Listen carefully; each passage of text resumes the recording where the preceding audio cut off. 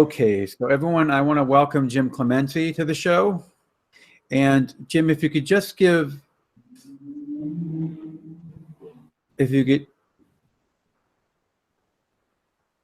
You're breaking up. If you could just give a brief synopsis of who you are and. All right.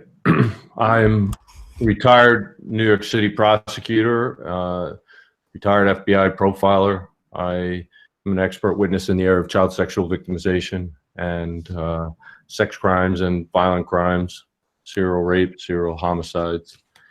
And I am a writer and producer, an author as well.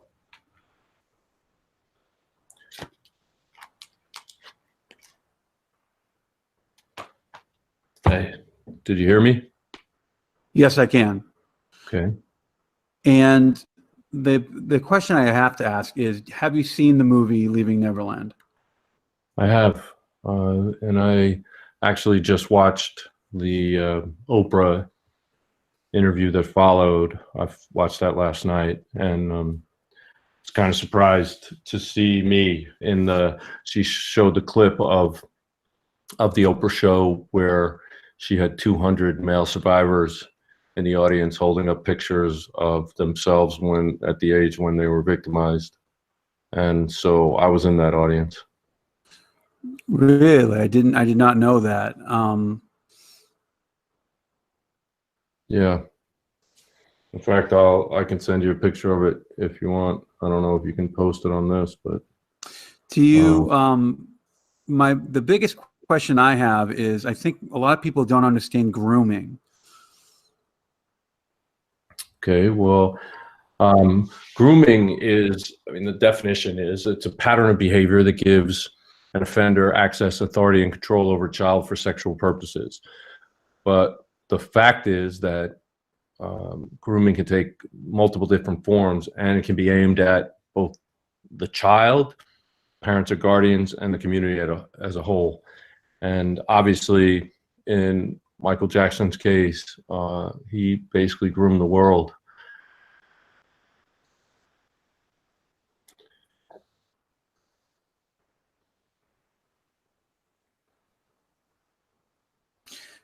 I stated that several times before, that I think he has groomed the world.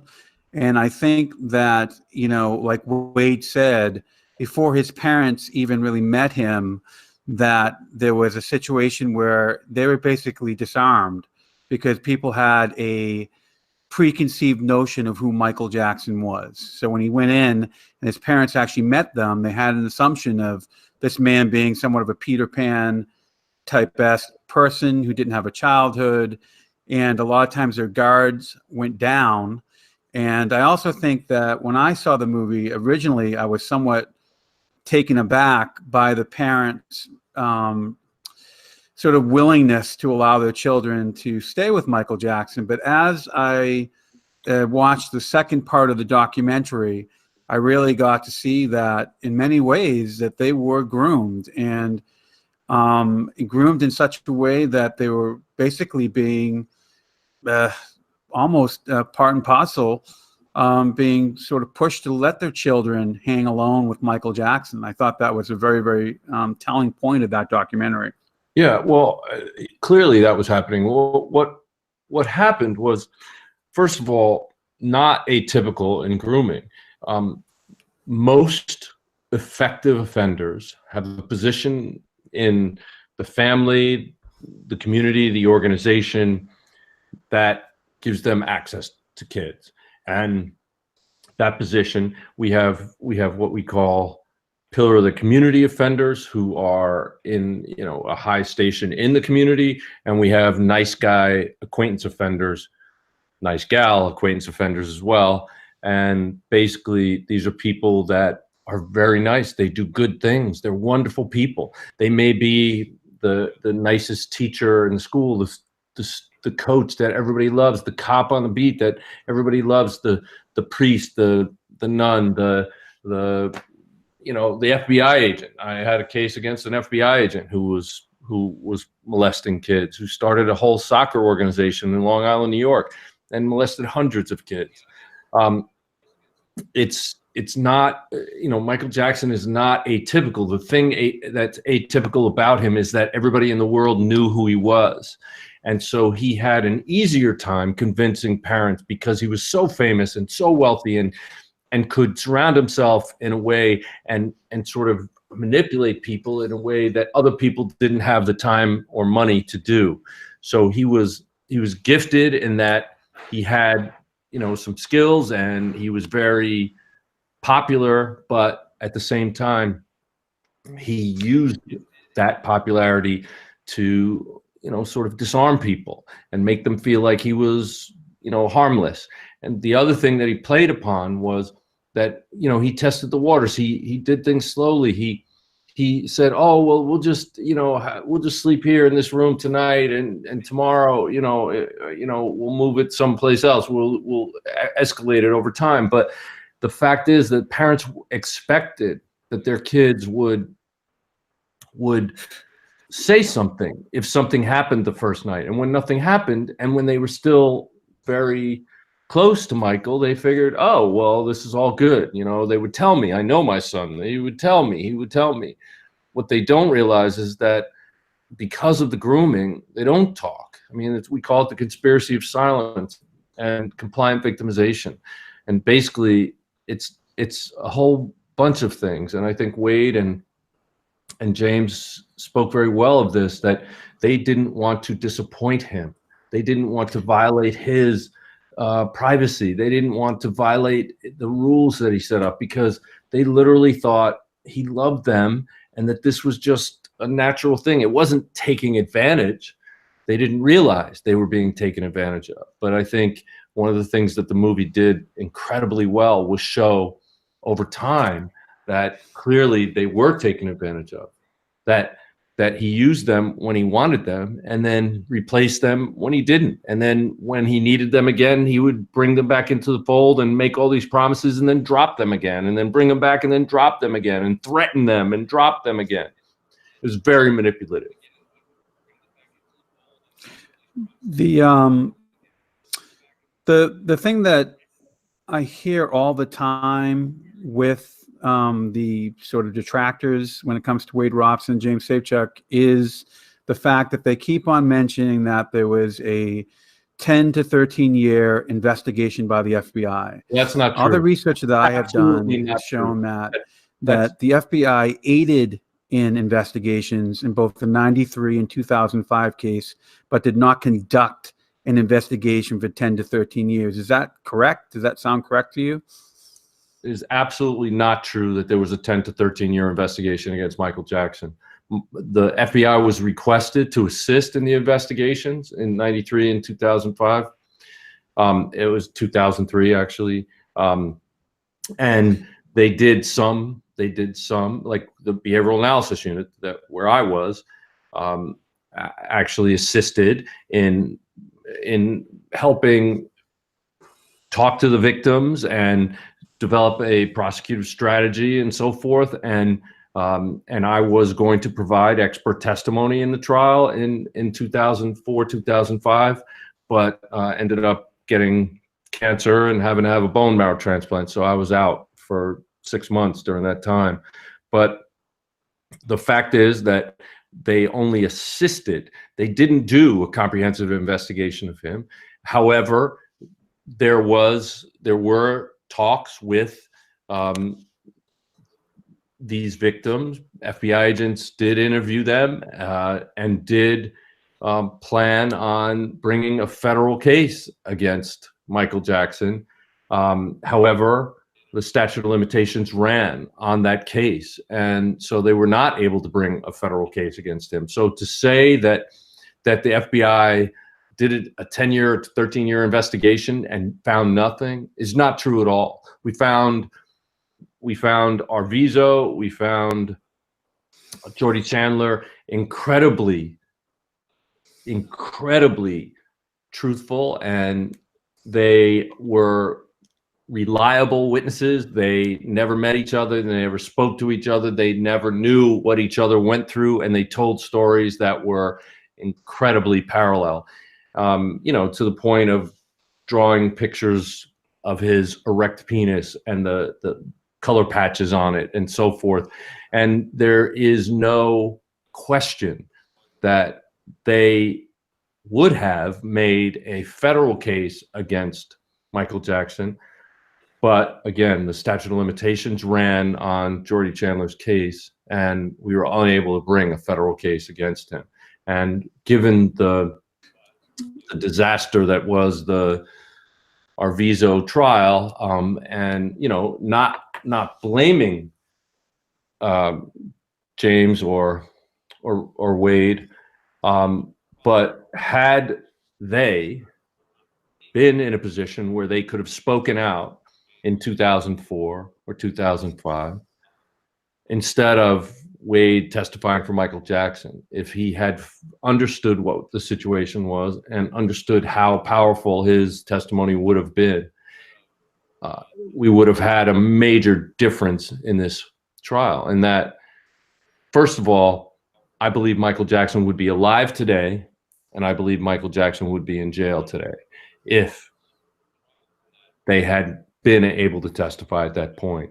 The fact that they're able to come out now, that's great. I'm glad that they're working towards, recovery, because they're good people, and they had a lot of pain foisted on them, and just incredibly bad things foisted upon them still to this day, because they now have spoken out. But one of the other things that I will definitely want to address is the fact that people say, well, you can't believe him because he lied.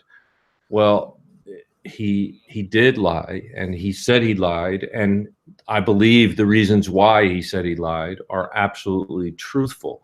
That he, for a number of reasons, one, didn't believe it was actually victimization. Two, he actually did think that Michael Jackson loved him.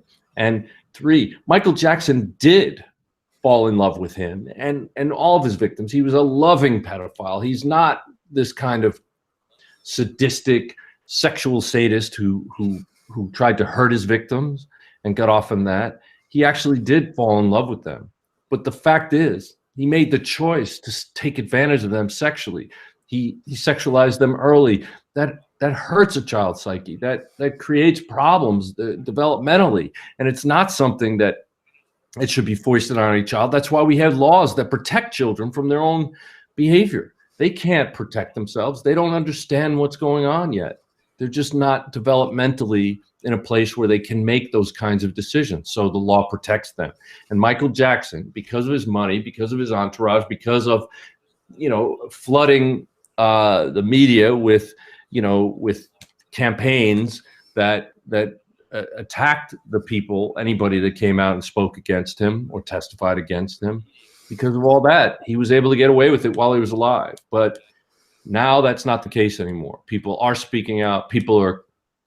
Other victims are coming forward. There are a number of other victims. And, I think we'll probably find out that some other people who've said they were never victimized were also victimized.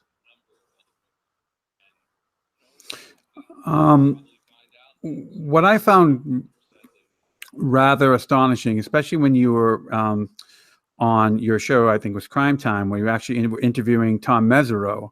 Mm-hmm. I thought it was a very poignant point that you were making to Tom Mesereau, exactly what you're stating here, that a lot of times you're not dealing with these violent offenders. You're dealing with, like you stated, a very subtle grooming process where a lot of times the victims feel that they really, in many ways, are sort of participants in this, and that they're also to blame for it.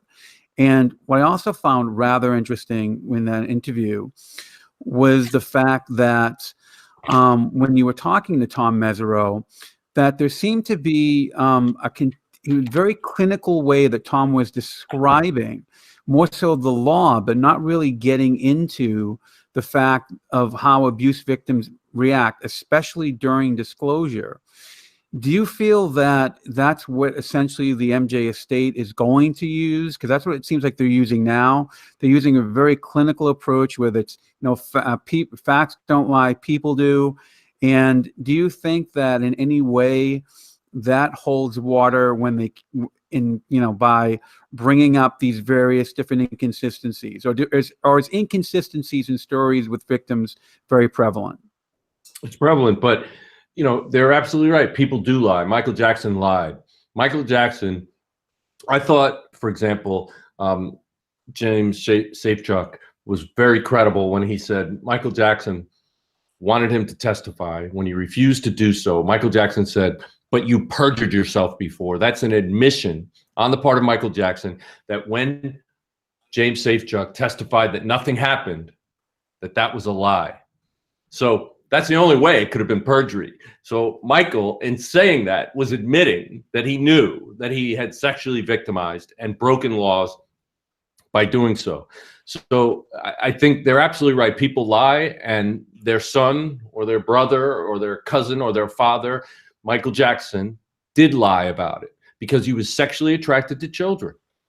And that's an absolute, the behavior that he exhibited was all absolutely consistent with that sexual attraction to children. Now, some people think, and this is why he got away with it for so long, and many offenders get away with it for so long.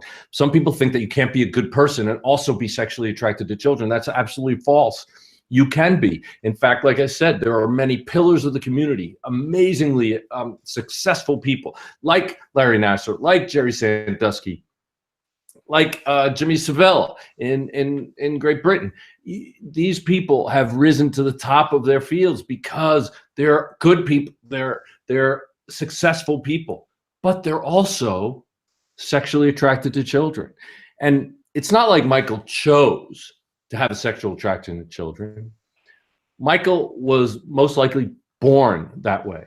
And this is something that the best minds in this field believe, that a sexual attraction to children, like a sexual attraction to anyone, is created in your genes and in your brain chemistry. And that's it. But what you can control, what is a choice, is whether or not you act on it, whether you embrace it, whether you build a fantasy land around getting access to children. What about how many times James Safechuck said, there was a bed in the train thing, there was a bed in the attic of this house, there was a bed here, there was a bed in the game room, all these places, toys and bed. Yeah, he put those beds there on purpose, not because he needed more sleeping space, but because he wanted to get access to kids for sex. And by putting beds in those areas, he could isolate himself with children and engage in sexual activity with them. So this is all a very comprehensive and a manipulative program that he developed. And that is an example of him embracing his sexual attraction to children rather than trying to get help. There are people, incredibly gifted, brilliant people like Dr. Fred Berlin out of Johns Hopkins, who treat people who are sexually attracted to children. He has dedicated his practice to treating people to try to prevent them from actually victimizing kids. And somebody like him, if Michael had gone to him, Michael could have avoided it. In fact, when I met Michael in 2001, before the concert, the United We Stand concert, I gave his head of security my business card, my FBI business card. We did the security for that event. And I told him, look, if this kid, because there was a 7 or 8 year old kid hanging around in Michael's entourage, I said, if this kid is at risk at all, he's in your care. And it's up to you to protect him. And I gave him my card and I said, if Michael actually really wants help, if he is sexually attracted to children, then I can get him help. But they never reached out, as you know. Well, the thing that also I tend to, what what bothers a couple of things. Michael Jackson claimed to be an advocate for children. And my view is when you're an advocate for children, you're putting yourself in that position.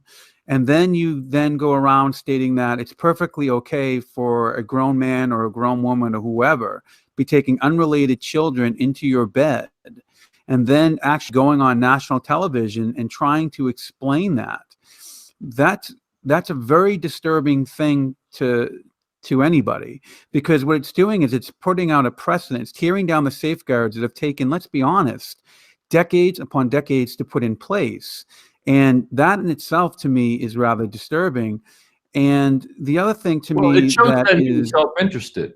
It showed that he was totally self-interested. In other words, he didn't actually think, oh, if I advocate that kids sleep with adults that they're not related to, little 5 and 7 and 9-year-old boys and 12 and 13-year-old boys sleep in beds with 30, 40, 50-year-old men, that those kids might be in a position where they could be sexually victimized.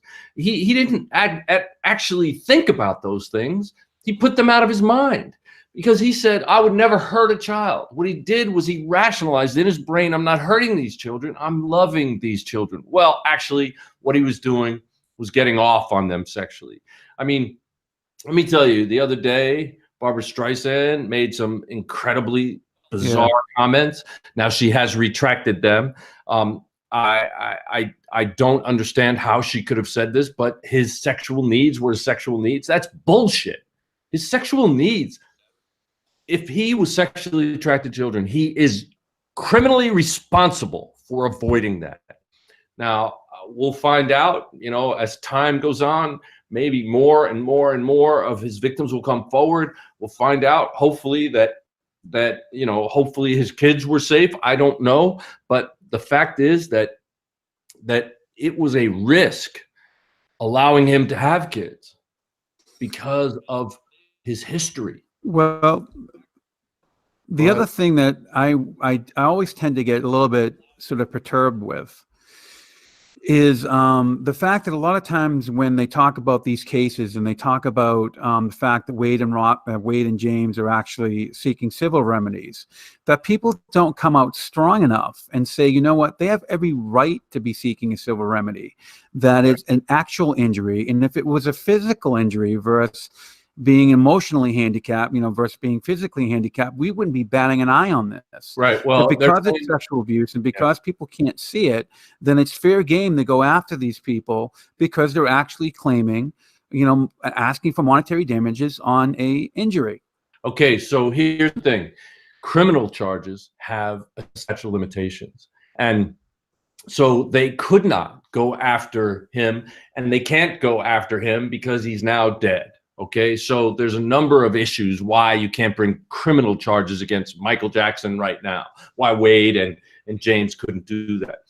Civilly, though, they know that his name and the work he did is bringing his family, billions of dollars at this point.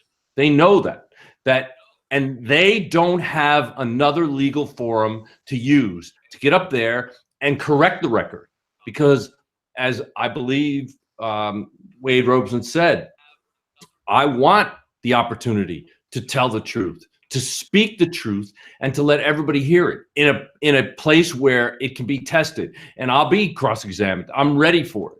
So I think it's something that, there is no real way for them to address the issue in any legal way without suing his estate civilly. And so that's why they're doing it. And yes, they could get money from that. That is how our society has set up the system to help address issues that can't be addressed just in the criminal justice system. Well, that's how it's done. They didn't invent this. They're just taking advantage of every legal way that they have. Now, I have to tell you, I have like 2 more minutes before I have to go. So sure, yeah. The last, I think, a couple of questions that people have been asking was, in the 2005 case, was there any information that maybe was somewhat damning that didn't get out or could have gotten out and just wasn't released? Was there anything that you know of? Yeah, there is. Unfortunately, there's grand jury secrecy. I can't discuss specific things that didn't come out of the trial. I can only discuss the things that did come out in the trial.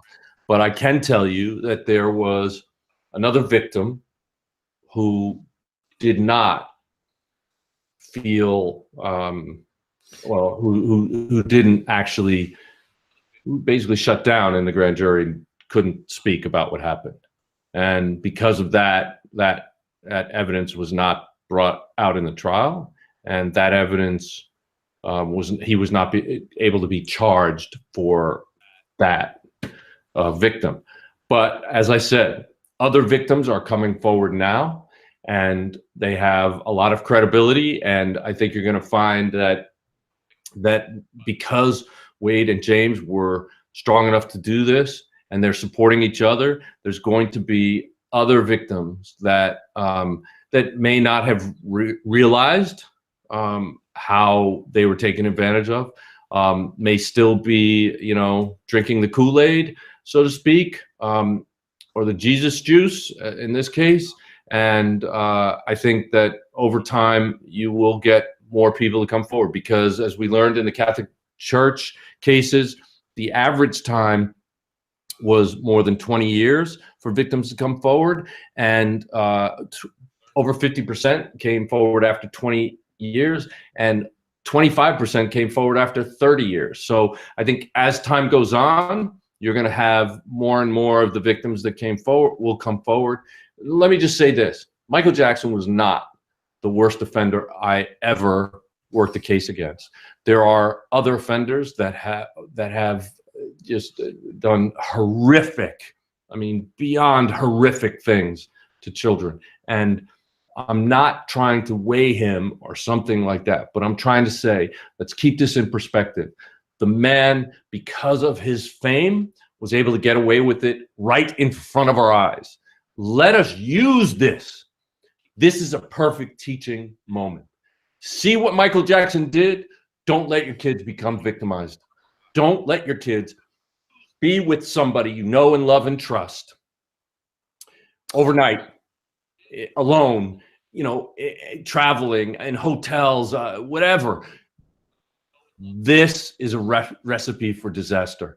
Do not allow your kids to be put into that position. You're there to protect your children, and please, please understand, your children are most at risk to people that you know and love and trust.